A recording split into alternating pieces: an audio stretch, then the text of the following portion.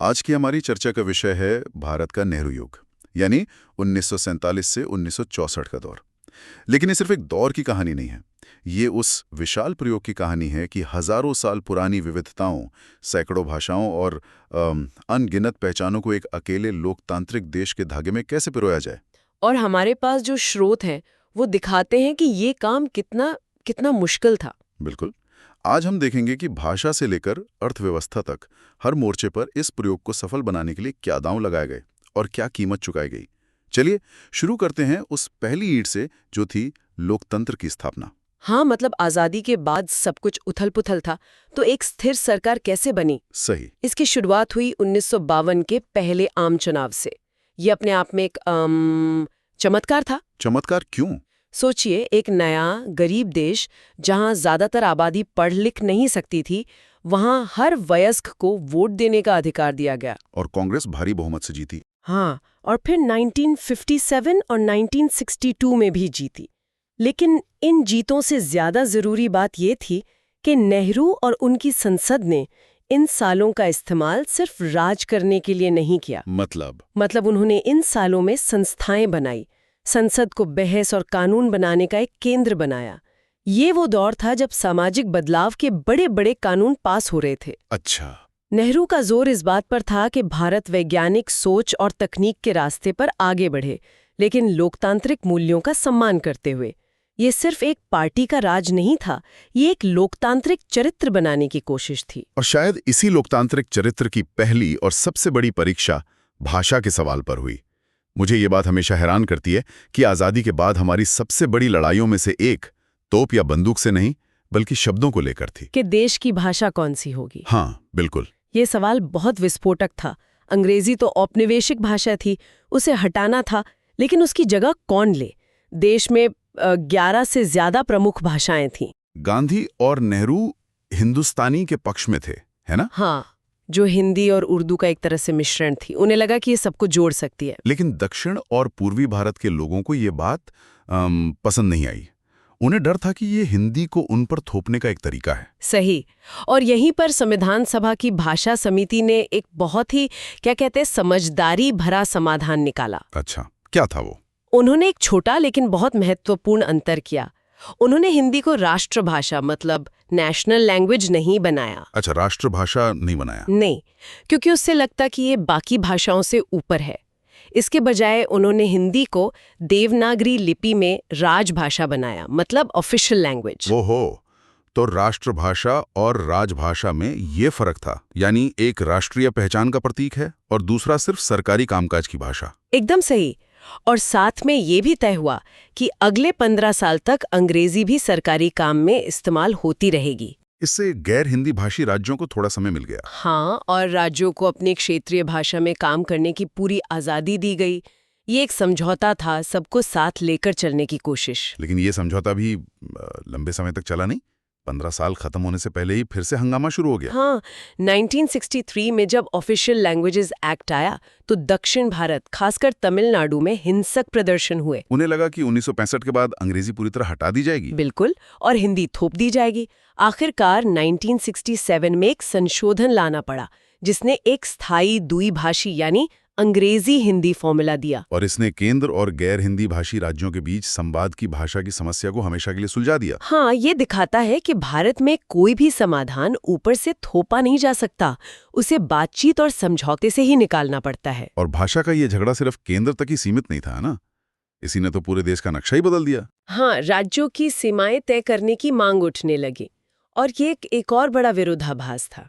कैसा विरोधाभास? आजादी से पहले 1920 के दशक में कांग्रेस ने खुद अपनी पार्टी की शाखाएं भाषा के आधार पर बनाई थी, लेकिन आजादी मिलते ही वही नेतृत्व भाषाई राज्यों की मांग का विरोध करने लगा।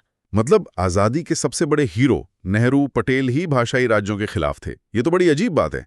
उन्हें किस बात का डर था? उन्हें डर था कि देश अभी अभी धर्म के नाम पर बटा है, अब अगर भाषा के नाम पर बटने लगेगा तो एकता खत्म हो जाएगी, देश के और टुकड़े हो जाएंगे। अच्छा। इसीलिए 1948 में बनी एस.के. धर आयोग और फिर जेवीपी समिति, जिसमें नेहरू, पटेल और पट्टाभी सीतारमैया थे, दोनों ने इस मांग को खारिज कर दिया। लेकिन लोग नहीं माने। खासकर दक्षिण भारत में? बिल्कुल नहीं। तेलुगु भाषी आंध्र क्षेत्र में आंदोलन बहुत तेज हो गया। एक गांधीवादी नेता पोटी श्रीरामुलु अलग आंध्र राज्य की मांग को लेकर आमरण अनशन पर बैठ गए। और 56 दिनों के बाद उनकी मृत्यु हो गई। हाँ, और उसके बाद पूरे इलाके में दंगे भड़क उठे, हिंसा इतनी बढ़ गई कि सरकार पर भारी दबाव आ गया। और सरकार को झुकना पड़ा। हाँ, उन्हें झुकना पड़ा। 1 अक्टूबर 1953 को मद्रास राज्य से तेलुगु भाषी इलाकों को अलग करके आंध्र प्रदेश बनाया गया। ये भारत का पहला भाषाई राज्य था। इसके बाद तो जैसे दरवाजा ही खुल गया। बिल्कुल। फिर तो सरकार को एक व्यवस्थित तरीका निकालना ही पड़ा।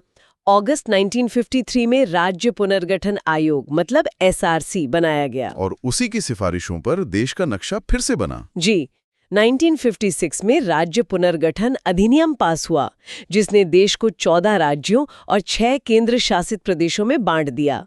ज्यादातर राज्यों की सीमाएं भाषा के आधार पर तय की गई। हालांकि बॉम्बे और पंजाब का विवाद तब भी बना रहा। हाँ, वो बाद में हल हुआ। जैसे 1960 में बॉम्बे को महाराष्ट्र और गुजरात में बांटा गया। तो एक तरफ कांग्रेस देश को जोड़ रही थी, लेकिन साथ ही उसके भीतर और बाहर से नई राजनीतिक आवाजें भी उठ रही थी। ये सिर्फ एक पार्टी वाला दौर नहीं था। बिल्कुल नहीं। ये भारतीय लोकतंत्र के परिपक्व होने का संकेत था। 1948 में कांग्रेस से ही टूटकर सोशलिस्ट पार्टी बनी।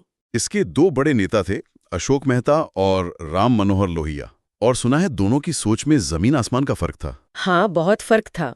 मेहता का मानना था कि भारत जैसे पिछड़े देश में सबसे जरूरी काम है आर्थिक विकास, और इसके लिए कांग्रेस से सहयोग करना चाहिए। और लोहिया कांग्रेस के कट्टर विरोधी थे। वो कहते थे कि कांग्रेस और कम्युनिस्टों दोनों से बराबर दूरी बनाकर रखनी चाहिए और जनता के मुद्दों पर जुझारू आंदोलन करने चाहिए।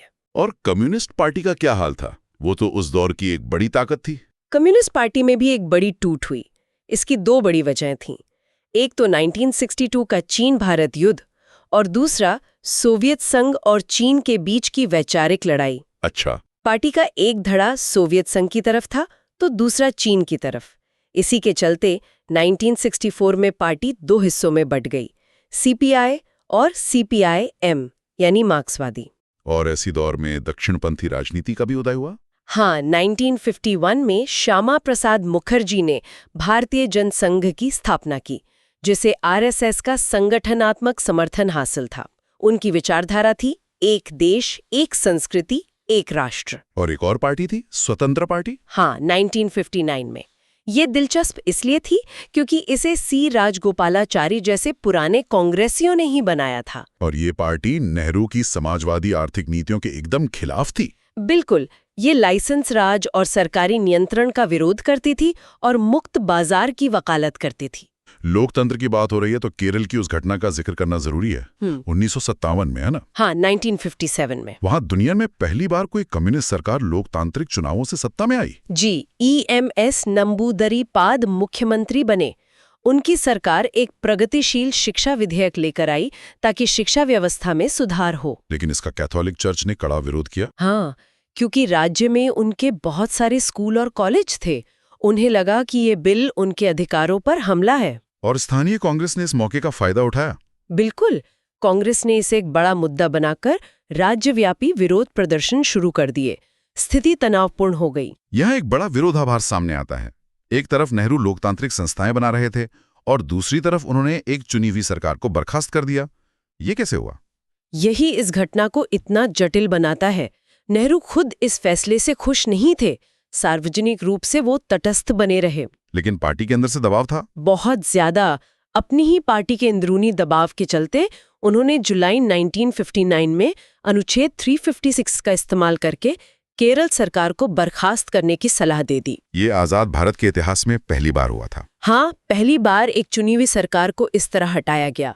इसे काला अध्याय भी माना जाता है। तो एक तरफ ये राजनीतिक उथल-पुथल चल रही थी, लेकिन देश की गरीबी से लड़ने के लिए नेहरू का क्या प्लान था? नेहरू का प्लान एक शब्द में था, योजना, मतलब प्लानिंग।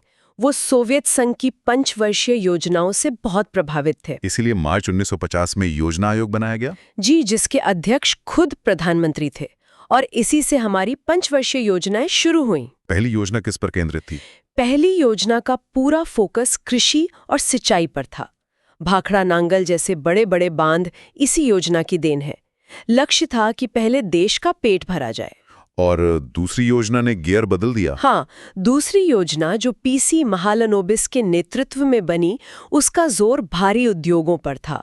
स्टील प्लांट, मशीनें, यानी वो सामान बनाना जिससे और सामान बन सके। इसी को मिश्रित अर्थव्यवस्था या मिक्स्ड इकोनॉमी मॉडल कहा गया है ना? बिल्कुल।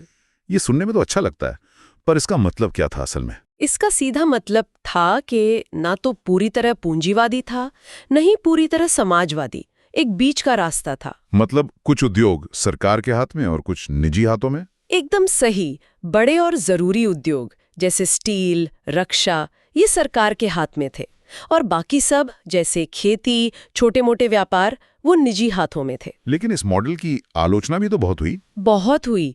एक तरफ आलोचक कहते थे कि इससे निजी क्षेत्र का गला घोट दिया गया, लाइसेंस परमिट राज ने भ्रष्टाचार को जन्म दिया। और दूसरी तरफ समाजवादी आलोचक कहते थे कि सरकार ने शिक्षा और स्वास्थ्य जैसे जरूरी क्षेत्रों पर पर्याप्त पैसा खर्च नहीं किया। फिर भी ये तो मानना पड़ेगा कि इसी दौर में भारत का औद्योगिक ढांचा तैयार हुआ। स्टील प्लांट, तेल रिफाइनरी, एचएमटी जैसी कंपनियां, ये सब उसी दौर की देन है। बिना किसी शक के। और सिर्फ उद्योग ही नहीं, नेहरू का एक और जुनून था विज्ञान और तकनीक। वो मानते थे कि भारत की तरक्की का रास्ता लैब से होकर गुजरता है। हाँ, उन्होंने खुद वैज्ञानिक और औद्योगिक अनुसंधान परिषद मतलब CSIR की अध्यक्षता संभाली। इसी का नतीजा था IITs और हमारा परमाणु कार्यक्रम। जी हाँ, देश की पहली नेशनल फिजिकल लेबोरेटरी 1947 में बनी, 1952 में खड़गपुर में पहला IIT खुला और 1948 में होमी जे भाभा के नेतृत्व में परमाणु ऊर्जा आयोग बना। और 1956 में ट्रॉम्बे में एशिया का पहला परमाणु रिएक्टर शुरू हुआ। बिल्कुल, यहाँ तक कि हमारे अंतरिक्ष कार्यक्रम यानी इसरो की नींव भी 1962 में इनकोस्पार के नाम से इसी दौर में रखी गई थी। ये तो हुई देश बनाने की बात, लेकिन समाज को बदलने के लिए क्या कदम उठाए गए, खासकर शिक्षा और सामाजिक सुधार के मामले में? शिक्षा के क्षेत्र में UGC और NCERT जैसी संस्थाएं बनी और समाज सुधार में दो बड़े और साहसी कदम उठाए गए। कौन से? पहला, 1955 में अस्पृश्यता यानी छुआछूत के खिलाफ एक कड़ा कानून बनाया गया, जिससे ये एक दंडनीय अपराध बन गया। और दूसरा यकीनन हिंदू कोड बिल होगा, जिस पर संसद में जबरदस्त हंगामा हुआ था। बिल्कुल, हिंदू कोड बिल पर बहुत बड़ा विवाद हुआ। समाज के रूढ़िवादी तबके और यहाँ तक कि राष्ट्रपति राजेंद्र प्रसाद भी इसके खिलाफ थे। लेकिन नेहरू अड़े रहे। हाँ, वो अड़े रहे। आखिरकार इसे 1955-56 में 4 अलग-अलग कानूनों के रूप में पास किया गया। इन कानूनों ने क्या बदला? इन कानूनों ने पहली बार राज्य को परिवार के निजी दायरे में दखल देने का अधिकार दिया और ये स्थापित किया कि महिलाओं के नागरिक अधिकार पुरुषों के बराबर हैं। जैसे सिर्फ हिंदू महिलाओं के लिए एक विवाह को अनिवार्य बनाया गया, उन्हें तलाक का अधिकार दिया गया और सबसे जरूरी, उन्हें अपने पिता की संपत्ति में विरासत का अधिकार दिया। ये एक बहुत बड़ा कदम था। तो देश के अंदर इतनी उथल-पुथल चल रही थी, बाहर की दुनिया से भारत अपने रिश्ते कैसे बना रहा था? विदेश नीति का क्या नजरिया था? विदेश नीति पूरी तरह से नेहरू के व्यक्तित्व की छाप थी। दुनिया उस वक्त शीत युद्ध में 2 खेमों में बटी थी, एक अमेरिका का, दूसरा सोवियत संघ का। और नेहरू ने तय किया कि भारत किसी भी खेमे में शामिल नहीं होगा। जी, इसी से गुट निरपेक्षता या नॉन अलाइनमेंट का विचार निकला। गुट निरपेक्षता, इसका मतलब बस दुनिया की बड़ी लड़ाइयों से दूर रहना था। दूर रहने से ज्यादा ये अपनी शर्तों पर दुनिया से जुड़ना था। मतलब भारत किसी का पिछलग्गू नहीं बनेगा, बल्कि दोनों खेमों से अपने हित के हिसाब से बात करेगा। अपनी आवाज को आजाद रखने की पॉलिसी थी ये। सुनने में तो ये सिद्धांत बहुत अच्छा लगता है, लेकिन पड़ोसियों के साथ रिश्ते इतने आदर्श नहीं थे। बिल्कुल नहीं। पाकिस्तान के साथ कश्मीर का मुद्दा तो बंटवारे के साथ ही शुरू हो गया था, जो 1947-48 की लड़ाई के बाद संयुक्त राष्ट्र में चला गया। हाँ, और एक अनसुलझी समस्या बन गया। हालांकि 1960 में सिंधु नदी के पानी के बंटवारे को लेकर एक संधि हुई, जो एक बड़ी कूटनीतिक सफलता मानी जाती है। लेकिन चीन के साथ तो कहानी बिल्कुल अलग थी। शुरुआत तो हिंदी चीनी भाई भाई के नारों से हुई थी। हाँ, शुरुआत दोस्ती से हुई। भारत उन पहले देशों में था जिसने कम्युनिस्ट चीन को मान्यता दी। 1954 में पंचशील समझौते पर दस्तखत भी हुए। पर क्या गलत हुआ? 1959 में जब दलाई लामा ने तिब्बत से भागकर भारत में शरण ली तो सब कुछ बदल गया। चीन ने इसे अपने अंदरूनी मामले में दखल माना और सीमा पर आक्रामक रुख अपनाना शुरू कर दिया। और फिर अक्टूबर 1962 में युद्ध हुआ। हाँ, चीन ने भारत पर हमला कर दिया। भारत इस युद्ध के लिए तैयार नहीं था और हमें एक बड़ी सैन्य हार का सामना करना पड़ा। इस हार का असर बहुत गहरा हुआ। क्या मतलब निकलता है इसका? सिर्फ एक सैन्य हार से बढ़कर? ये सिर्फ एक सैन्य हार नहीं थी, ये एक मनोवैज्ञानिक चोट थी। देश के आत्मसम्मान को ठेस पहुंची। और नेहरू की विदेश नीति पर सवाल उठे। गंभीर सवाल उठे।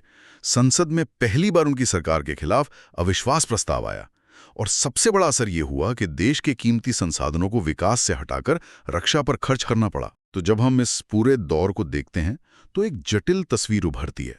एक तरफ लोकतंत्र की जड़ें जमाई जा रही हैं, देश को भाषा के आधार पर जोड़ा जा रहा है, बड़े बड़े उद्योग और बांध बन रहे हैं। तो दूसरी तरफ चुनी हुई सरकारें बर्खास्त हो रही हैं, पड़ोसियों से युद्ध में हार मिल रही है। बिल्कुल। नेहरू युग आधुनिक भारत की नींव रखने का दौर था और नींव रखना हमेशा एक उथल-पुथल भरा काम होता है। इसमें बड़ी सफलताएं भी थीं और बड़ी चुनौतियां भी। और इन घटनाओं ने भारत के भविष्य की दिशा को गहराई से प्रभावित किया। हाँ, ये एक सीखने और निर्माण का दौर था जिसकी अच्छी और बुरी दोनों तरह की विरासत आज भी हमारे साथ है। आज की इस चर्चा से एक सवाल मेरे मन में घूम रहा है। नेहरू युग में जो नींव रखी गई, चाहे वो मिश्रित अर्थव्यवस्था हो, भाषाई राज्य हों या पड़ोसियों के साथ अनसुलझे सीमा विवाद, वे आज के भारत की वास्तविकताओं और चुनौतियों को किस हद तक प्रभावित कर रही हैं? क्या आज की हमारी बड़ी समस्याएं उसी नींव की स्वाभाविक देन है या वक्त के साथ पूरी तरह से नई हो गई?